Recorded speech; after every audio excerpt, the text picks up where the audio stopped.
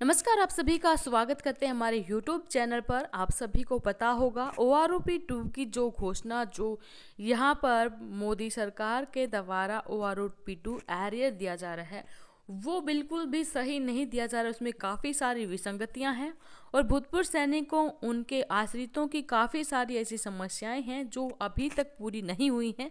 और यही वो समय है जब हमारी मांगों को माना जाएगा और इसी को लेकर भूतपूर्व सैनिकों के सबसे बड़े संगठन ने एक अहम कदम उठाया है।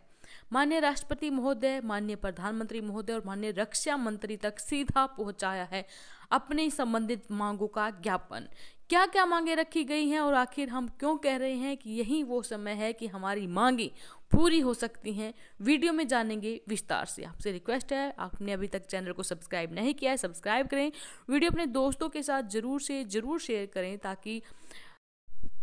ताकि वो भी इनसे अपडेट हो सकें। तो दोस्तों, जैसा कि हम आपको बता चुके हैं, माननीय राष्ट्रपति महोदय, माननीय प्रधानमंत्री महोदय और माननीय रक्षा मंत्री महोदय को भूतपूर्व सैनिकों, दिव्यांग पुरुष सैनिकों, युद्ध विधवाओं की महिलाओं से संबंधित मांगों को लेकर ज्ञापन यहाँ पर दिया गया है। और आप स्पष्ट रूप से देख पा रहे हैं, इस ज्ञापन के अंदर साफ तौर पर लिखा है, मान्यवर राष्ट्र रक्षा को समर्पित पूर्व सैनिक वर्ग से जुड़ी विभिन्न समस्याओं के समाधान हेतु हम लंबे समय से सरकार का ध्यान आकर्षित कर रहे हैं। समय समय पर मांग पत्र प्रस्तुत किए गए हैं और इसी क्रम में यहाँ पर फरवरी से दिल्ली के जंतर मंतर पर लाखों पूर्व सैनिकों और वीर नारियों द्वारा अनिश्चितकालीन धरना प्रदर्शन भी यहाँ पर अनुशासित प्रयास किया गया था ताकि आपका ध्यान आकर्षित किया जा सके। पिछले दिनों भी धरने में Punjab, Haryana, JNK, Himachal Pradesh, UP, Uttarakhand, MP, Manipur और राजस्थान के हजारों पूर्व सैनिक वीर नारियां उपस्थित होकर अपना आक्रोश व्यक्त कर चुकी हैं। देश के सभी जिलाधीशों के माध्यम से आपको ज्ञापन भिजवाए गए हैं, परंतु अफसोस की बात है कि सरकार द्वारा किसी भी स्तर पर हमारी मांगों का संज्ञान नहीं लिया जा रहा है, जिससे लाखों पूर्व सैनिक परिवार निराश और मायूस हैं। मान्यवर, हम निम्नलिखित मांगों के शीघ्र समाधान हेतु सादर निवेदन करते हैं। सबसे पहली मांग है समान रैंक समान पेंशन यानी कि OROP की विसंगतियों का निवारण को लेकर। जी दोस्तों, सन 1973 तक JCO और जवानों को बलपूर्वक कम सेवा अवधि व उम्र में रिटायर करने की बाध्यता के कारण उनकी पेंशन का निर्धारण वेतन का 75% हुआ करता था, जिसे घटाकर 50% कर दिया। ये आश्वासन दिया गया था कि समान रैंक समान पेंशन के माध्यम से इसकी क्षतिपूर्ति सरकार द्वारा कर दी जाएगी। सरकार ने समान रैंक समान पेंशन यानी कि OROP जुलाई 2014 से स्वीकृत की, पर इसका सही निर्धारण नहीं होने से JCO जवानों का नाम मात्र का लाभ मिला और सरकार द्वारा स्वीकृत बजट का बड़ा हिस्सा सेना के उन 3% रिटायर्ड अधिकारियों की जेब में चला गया जो इसके हकदार ही नहीं थे, क्योंकि आज़ादी के बाद से ही उनको वेतन की यहाँ पर 50% पेंशन प्राप्त होती आई है और आज भी वो इस उम्र में उच्च वेतन राशि के 50% की उच्च पेंशन यहाँ पर प्राप्त कर रहे हैं। जी हाँ दोस्तों, समान रैंक समान पेंशन का निर्धारण सही होने का कारण बताया गया है कि निर्धारण national maximum of scale of the rank and group के आधार पर नहीं करके वर्ष 2013 में रिटायर हुए JCO और जवानों की पेंशन का मैक्सिमम और मिनिमम के औसत के आधार पर किया जाना रहा है, जिससे विसंगतियाँ उत्पन्न हुई हैं। जी हाँ दोस्तों, इन्होंने यहाँ पर ये तालिका टेबल दी गई है और भेदभाव यहाँ पर बताया गया है कि कैसे अधिकारियों और गैर अधिकारियों की OROP 1 में प्रतिशत बढ़ोतरी साफ प्रकट होती है।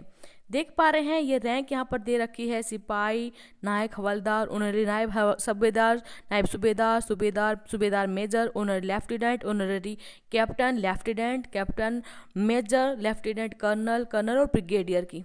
यहाँ पर सेकंड कॉलम में इन्होंने लेंथ ऑफ सर्विस दिखा रखी है और कितनी परसेंटेज यहाँ पर इंक्रीज हुआ है वो भी दिखा रखा है। तो इस टेबल में आप साफ तौर पर देख पा रहे हैं कि सिपाही से लेकर ऑनररी कैप्टन तक यहाँ पर 7.8% एवरेज यहाँ पर है।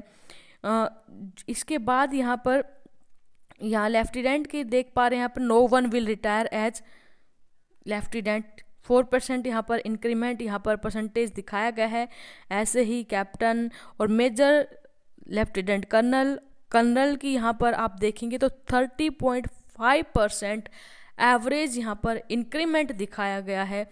तो देख पा रहे हैं आप यहाँ पर जो हमारे सिपाही से लेकर ऑनररी कैप्टन तक की रैंक थी वहाँ पर मियरली 7.8% ही इंक्रीमेंट है, और जो अधिकारियों की पेंशन है उसमें 30.5% का इंक्रीमेंट है। उपरोक्त जो सारणी है उसमें मानद लेफ्टिनेंट और मानद कप्तान की वृद्धि चालाकी से समान ही रखी गई है, क्योंकि टाइम स्केल प्रमोशन पॉलिसी के बाद कोई भी अधिकारी लेफ्टिनेंट कर्नल से नीचे की रैंक से रिटायर ही नहीं होगा।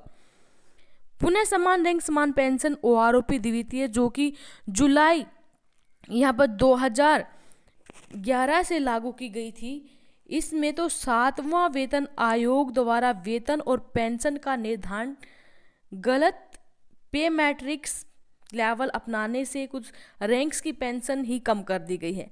ऐसा तो आज तक नहीं हुआ कि नया रिटायर होने वाला पुराना रिटायर हुए व्यक्ति से कम पेंशन ले रहा है।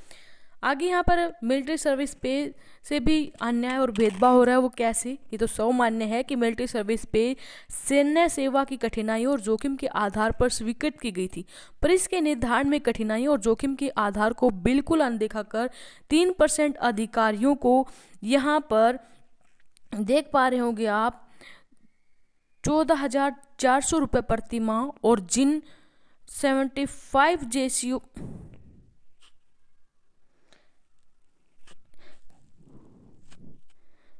27% जेसीओ जवानों को सबसे अधिक कठिनाई और जोखिम है, उनको यहाँ पर मिली 5200 रुपये मिलिट्री सर्विस पे का निर्धारण कर बहुत बड़ा अन्याय किया गया है।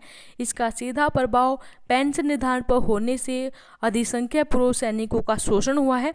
सेना की कठिनाइयों और जोखिम की जानकारी रखने वाले विशेषज्ञों सैन्य अधिकारियों के अलावा के दल से सर्वे कराया जाए तो दूध का दूध और पानी का पानी हो जाएगा, और वास्तविकता सामने आने पर जिन्होंने इसका निर्धारण किया है शर्म से उनके सिर झुक जाएंगे। सेना में सबसे अधिक जोखिम और कठिनाई जवानों का काम है, उसे कुछ कम जेसीओ को है, और अधिकारियों को तो ना के बराबर है। वे पूरी सुख सुविधा के साथ आनंद लेते हैं। आगे जो भेदभाव हुआ है वो डिसेबिलिटी पेंशन में हुआ है। एक कठोर सच है कि हर इंसान को अपने शरीर का अंग जरूरी है, प्यारा भी होता है, तो फिर अधिकारियों और गैर अधिकारियों की डिसेबिलिटी पेंशन में अंतर क्यों? देख पा रहे हैं यहाँ पर कैटेगरी है ये ऑफिसर की और ओआर जेसीओज की। तो 2006 के रिस्पेक्ट में डिसेबिलिटी पेंशन ओआर जेसीओ की थी 3,510 रुपये, लेकिन ऑफिसर की 5,880 रुपये। वहीं बात करें जुलाई 2019 से 9,000 रुपये, और ऑफिसर्स की हो गई 75,000 रुपये।